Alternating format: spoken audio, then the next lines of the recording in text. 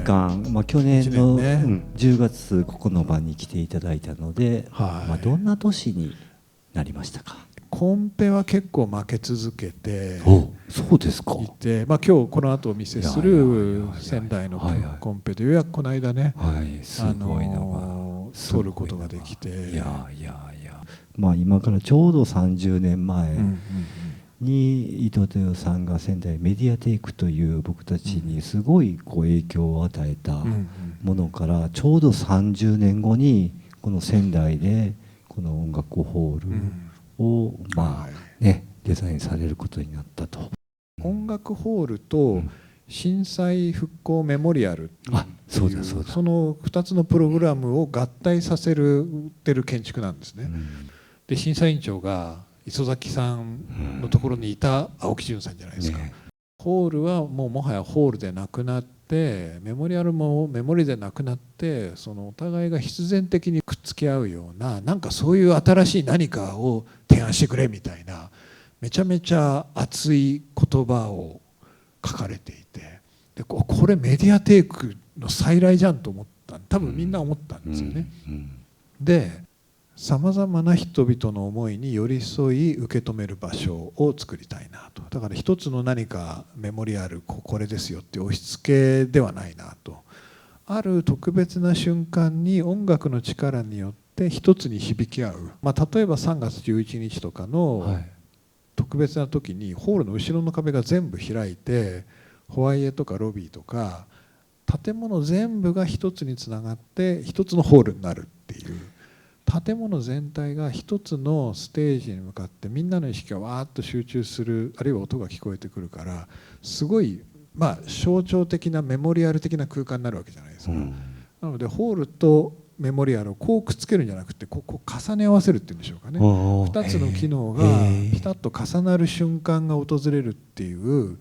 それがホールがホールを超えていくし、メモリアルがメモリアル以上のものになるっていう、この部分が大体ホールなんですよね。これで2000で、この辺、この太い壁のところが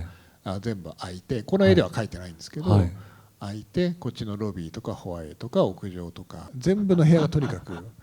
つながると。屋根はこのフライングカーペットが重なっていって最後屋根になってるんですよね。もう一回こういうふうになって屋根になっている。で一個一個の板は床はちょっとふにゃってなっていて、何ですかこれ。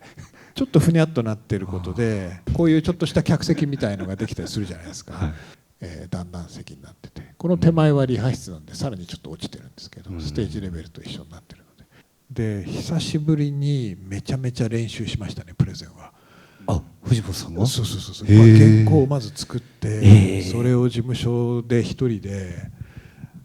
本当はスタッフの前とかでやればよかったんだけど、さすがにちょっと恥ずかしくて、録音もしてタイマーして、でちょっとずつ原稿もアップデートさせていって、パワポも編集して、っていうのはね、やっぱ勝ちたいじゃないですか、メディアテイク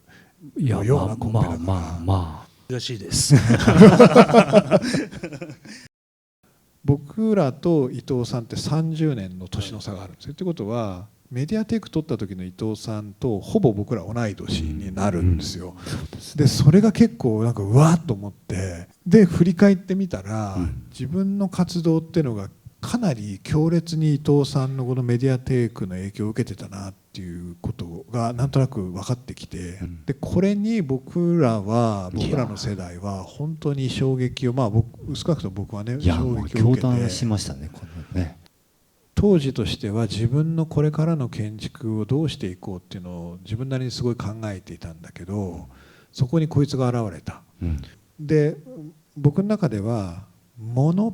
体だった柱が空間になったっていう、これがまず一つの衝撃。柱って大体塊じゃないですか、ものじゃないですか。だけどそれが空間になったと。で空間になるとそこに人が入ったり、人が流れたり、空気が流れたり、光が通ったりするわけですよね。で建築になってくるわけですよ、それが。これすげえなと思って、で伊藤さんが柱っていうものを空間にしたんだったら、俺は床というものを空間にしてやろうって言って、そんな風に綺麗に考えてたわけじゃないんだけどね。これって僕が2000年前後、2000年から2001年ぐらいに作ったすごいコンセプチュアルな住宅のプロジェクトなんですけど、35センチの段差で薄い床を積んでいく。で床同士はさらに細いトラスで結んでいくっていう。でそうすると床なんだけど空間を積層してるみたいになってきて、で座ったり机に使ったり棚みたいに使ったりっていうふうに、床のものだったらただ立つとか寝るぐらいしかないんだけど、そこにいろんな機能がこう生まれてくるっていうのを作っていったんですよね。で自分にとってもこれ実はすごく大事なプロジェクトで、ドミノから、何か21世紀のドミノ絵みたいな。でもこの背後にはメディアテイクがいて、で今回の仙台のホールもなんかこう全部を空間化してるわけですよね、ふわっと。でその間に普段はバラバラで点在する人たちが存在して、でも音の力で、音と空気の響きの力でそれが一つにつながるっていう意味では、自分のこう空間の原風景みたいなものっていうのがそういうふうに出来上がっている。月並みですけど若い人たち多いので、でもあれですよね、僕らの今生きている社会のあるいは世界の基盤を作らざるを得ない、作るこう仕事ですよね。でそれは結構恐ろしい仕事でもあって、さっきのね精神病院が昔刑務所みたいだったっていう、それを作ったがためにそこに入居する方々が悲惨な目にあったわけですよね。謙虚に真摯にこの先の社会とそれから我々人間の本質を考え続けないといけない。でも逆にそうやって真摯に作り上げたものっていうのは本当に素晴らしい時代を超えた価値を作り出しますよね。何百年っていう時間を超えて人間を勇気づけるものですよね、建築っていうのは。だからそこはもう信念を持ってやっていくべきだと思いますし、その価値っていうのを皆さんいろんな一般の方々も含めてね、伝えていきたいですよね。